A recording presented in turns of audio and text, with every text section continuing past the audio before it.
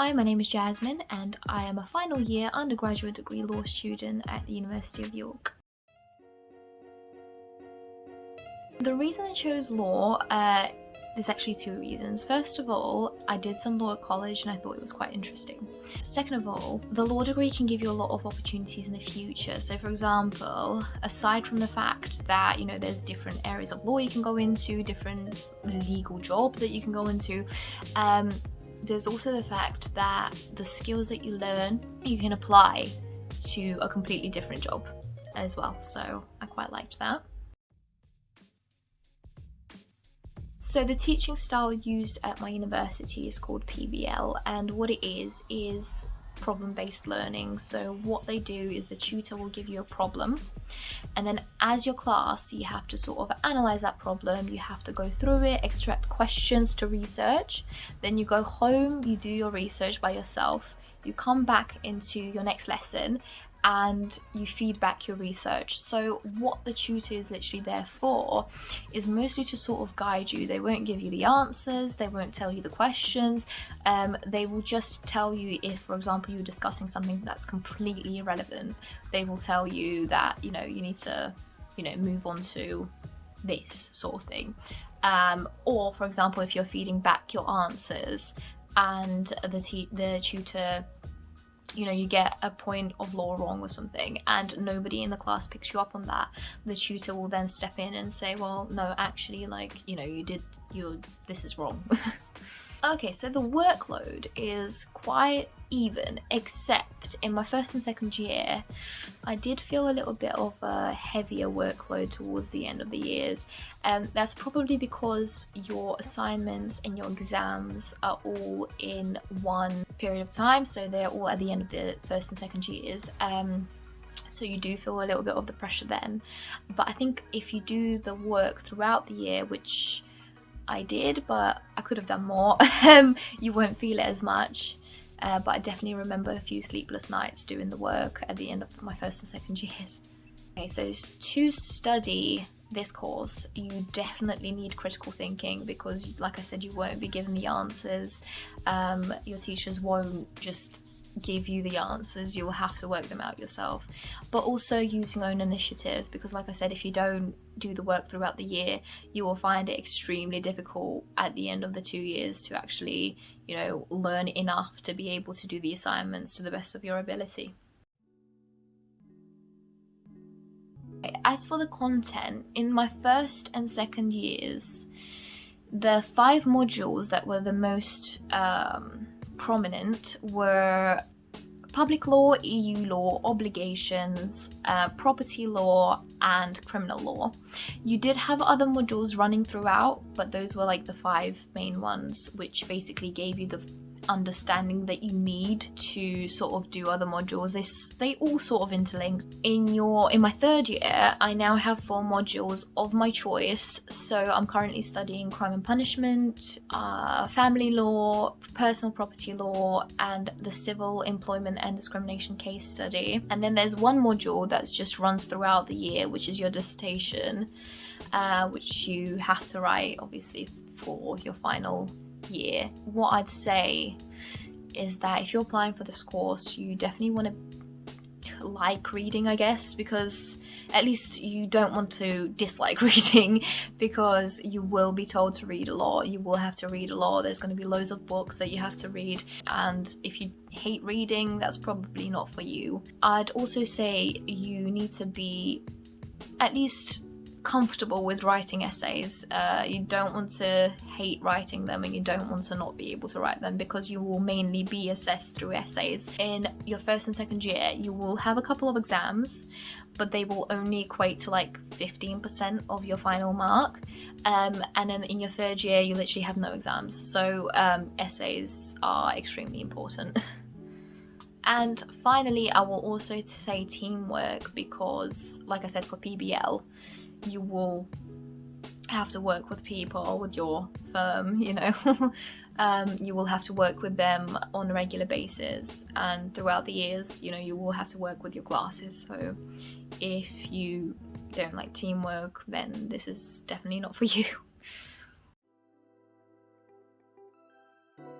Okay, so for the application process, in the UK we have this thing called UCAS, and how I applied was you basically fill out this, I think there was a form, but you also have to do your personal statement, and then that gets sent off to the 5 universities of your choice. I think it's 5, and then if they like you, they will respond to you saying, you know, they want to arrange an interview or whatever else.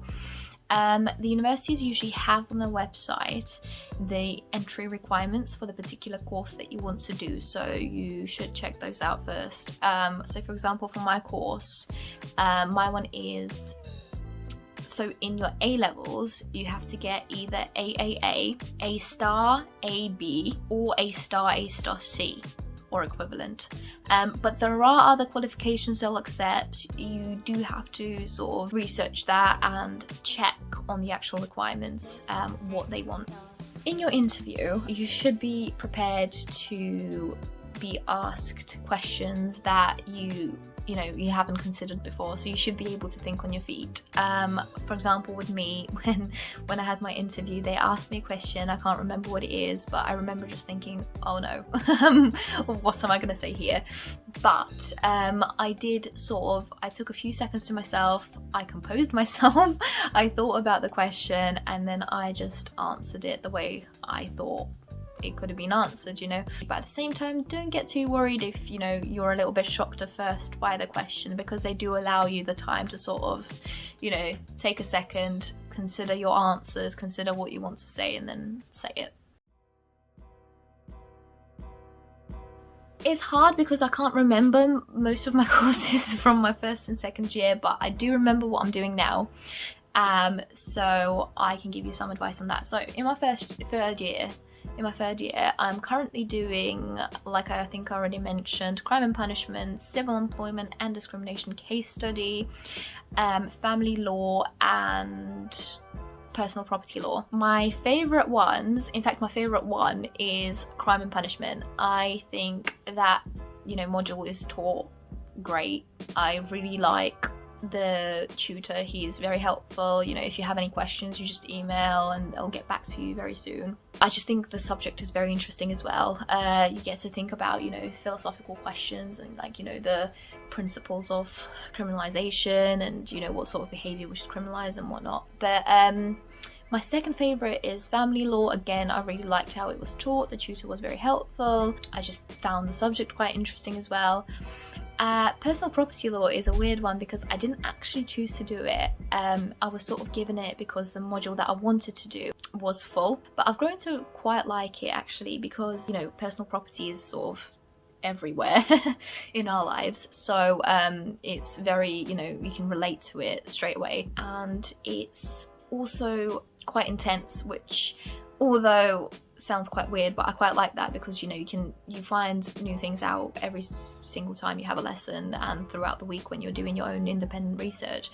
The only thing I will say about that one is if you're not prepared to do a lot of work, and I mean a lot of work because you do a lot more work there than you do in your other modules, then probably don't go for that one. The one that I enjoyed the least was my civil employment and discrimination case study. The content was interesting because, again, employment, you know, relates to your daily life, but I just didn't like how it was structured. I didn't really think that there was as much guidance and help as there are in the other modules that I just mentioned. Okay, so in high school, I think the subjects that will be quite helpful with your law degree are, so for example, I did art, acting and law, so of course law will be helpful with law. I'm gonna skip that. Acting is probably quite helpful as well, because in my first year of law, my law degree, I remember us doing this thing called mooting, and basically that is where you stand in front of the judges and you know, you present your case, you argue, you know, either, you know, for either as the defense or as the prosecution, and yeah, you have to be able to articulate yourself, you have to be able to memorize what you want to say and say it in a convincing manner. And I just think acting is just very helpful with that, because it teaches you to sort of perform in front of people, and essentially that is what that is, you're performing, and the best performance with the most convincing arguments wins. So yeah, acting is quite important. And I think another important one, which is quite straightforward really, is English language, because you do need to be able to articulate yourself well, and I mean, there isn't really much to say about it, it's just straightforward, isn't it? English is very important, if of course you're doing your legal studies in English. I would say, as I mentioned already, definitely spread it out throughout your academic year. You don't want to be in the position where you're doing everything at the end and, you know, doing a bunch of all-nighters, because it's just difficult. And if you're far enough behind, you probably won't be able to catch up as easily either. So definitely spread your studies out throughout the year. Another piece of advice that I was given this year actually is for my dissertation module. So the issue is that because of the other modules, and because your dissertation module runs throughout your third term, whereas the other modules don't, it's easy for you to sort of forget about your dissertation, or just not do as much in your dissertation throughout the year, and then again you'll be struggling at the end in your third term when you try to write everything out in one term. It's just not going to be easy. And the advice that I was given, which I didn't listen to at first, but after my first dissertation meeting I started doing that, is if you do your dissertation at least once a week, every week throughout the year, then at least you will have enough to then in your third term just, you know, write out.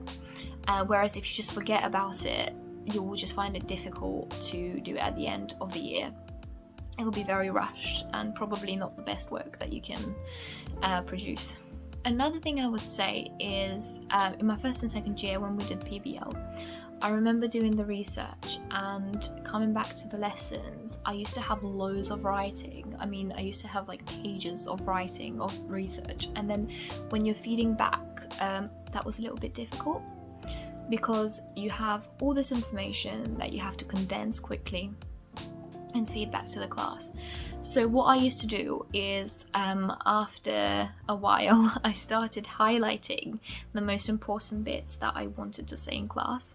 So although I'll have all this background information there, I would have stuff highlighted which I wanted to, you know, put forward in class, but then the background information would still help me have the background knowledge that I need to actually fully understand what I'm trying to say. So highlighting is one thing, and then another thing is diagrams. When I didn't understand something, I would do like a little diagram, or, you know, a little table of you know, different stages of it. So for example, if I wanted to do, you know, the formation of the contract, if I didn't understand it, I would sort of write, you know, formation of the contract and then the different, you know, ingredients and parts to it, and that sort of helped me understand it better. Okay, so for the job positions after your degree, I think the standard thing to do is to get a training contract with a firm that you like. The way you find out which firm you like or where you want to work and gain experience is throughout your first and second years and your third year. You do vacation schemes or like workshops with those firms, so you have to apply for those as well. You know, you gain experience, you can put that on your CV, and then at the end of your third year people usually go into training contracts. What I am doing is, I don't actually know what I want to do yet, so what I thought of doing is I thought of prolonging my education, so I'm going to do masters next year, and then hopefully I'll have a better idea of what I'm doing, but that's another option for you if you want to prolong your education. If you do want to be a barrister or a solicitor, your law degree will count as like the education academic side of your qualification, but you will still need to do the professional side of your qualification to be a qualified barrister or solicitor after the degree. So what I would advise is something I was advised when I was in my first year, but I didn't listen to it. So what is very helpful is the vacation schemes are very important. They're very important. And what you want to do is you want to start as early as you can. So if you start in your first year, I know it's a little bit weird in your first year because you don't actually understand what you're doing fully. You don't know which firm you want to go to and whatnot. But if you do start in your first year, first of all, you will gain experience of how to apply for them in your first year. So when your second year comes around, you'll have a better understanding of how you want to proceed with the applications. But also if you do get a vacation scheme or a workshop in your first year, you will have more experience and you will sort of be above everybody else when they apply in their second years. And another thing is, vacation schemes are, they're there to sort of, in addition to, helping you put stuff on your CV and work experience, they're also there to help you understand what working for the firm is like, so you can actually go there, see how they do things, and if you don't like it, you can be like, do you know what, this firm isn't for me. But if you do like it, you will then know where you want to go after your degree. For campus accommodation, I will say it's convenient because it's right near your studies. So for example, when I lived on campus, I lived on campus west. We have two campuses. I think we have two campuses. We definitely have at least two campuses on at my university, and we have campus west and campus east. So on campus east, I had the law building that I had to attend every day of my studies, and on campus west was my accommodation, and the two campuses were literally like 10 minutes away from each other, maybe 10-15 minutes walking, maybe like 5 minutes on the bus.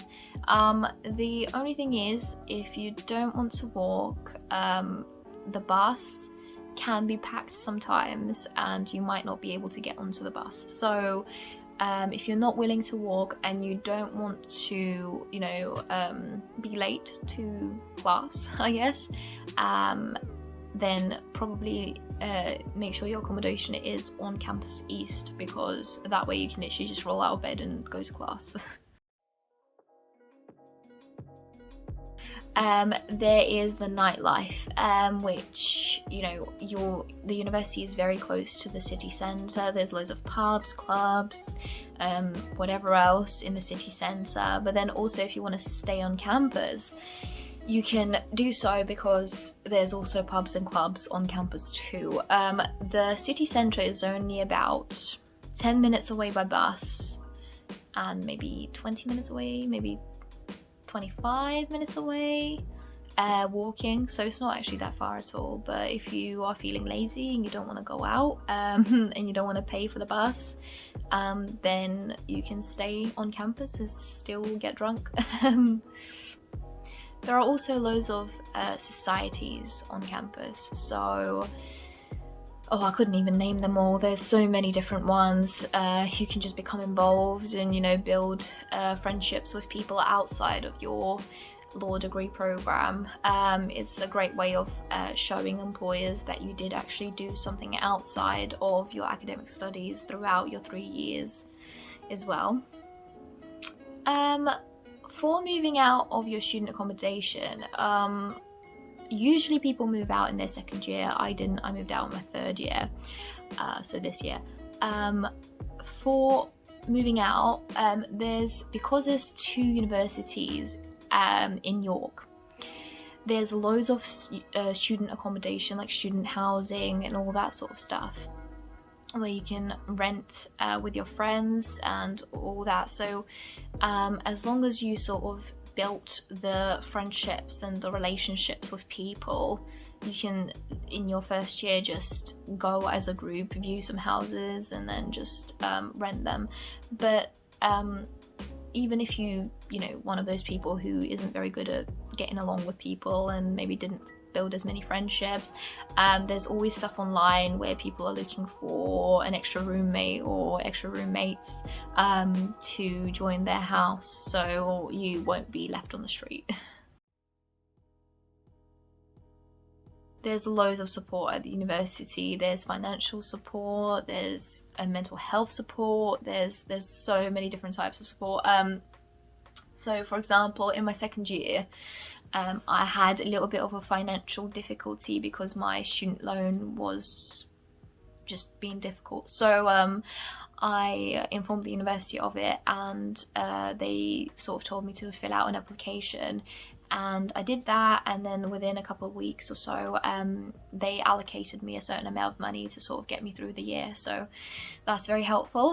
You can sort of go online and see everything that they sort of provide for their students. I would say don't put off your workload, because you will find it difficult to do your assignments and exams at the end of the year. Do vacation schemes, and I don't know if I mentioned already, but do them in the first year as opposed to starting them in the second year, because then you'll have more experience. Yeah, get involved in things that will boost your CV. So there's, like I said, there's different societies and there's different activities that you can join and do. Like there's a York Award, which is like an award that you can apply for at the end of your 3 years to show how many things you engaged with throughout the 3 years outside of your academic studies.